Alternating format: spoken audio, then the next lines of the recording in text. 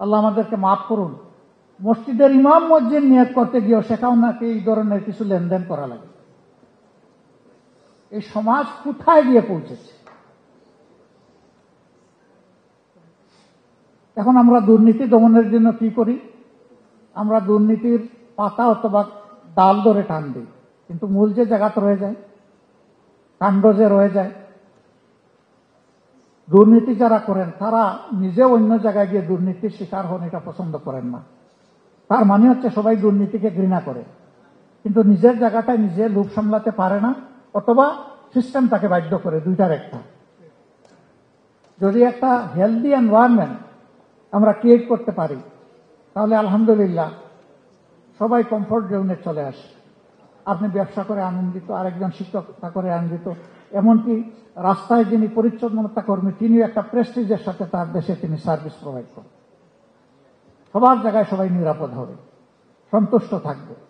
আমাদের third focus হচ্ছে justice everywhere for everyone. এই তিনটা জিনিসকে যদি আমরা অ্যাসার্ট করতে পারি সমাজে, আমাদের ব্যবসা হবে সাস্টেইনেবল এবং নেশন হবে প্রগ্রেসিভ, ডাইনামিক।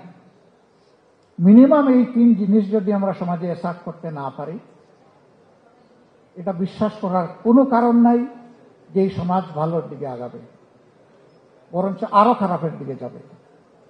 আপনি আমি আমার সন্তানের মৃত্যু যেমন নিজের চোখের সামনে বরদাস্ত করতে পারি না, দেশের অর্থনীতি সহ নীতিবোধের মৃত্যু আমরা বরদাস্ত করতে পারবো না। এই জন্য এই জায়গাটায় আমাদের কমিটমেন্ট থাকতে হবে।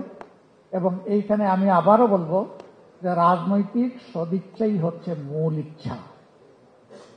এ জায়গা ঠিক হলে আমি বিশ্বাস করি সমাজ ঠিক হবে। তবে হ্যাঁ, একদিনে হবে না, স্টার্ট হবে, তারপরে আগাবে, গ্র্যাজুয়ালি একটা চেঞ্জ ইনশাল্লাহ আসবে।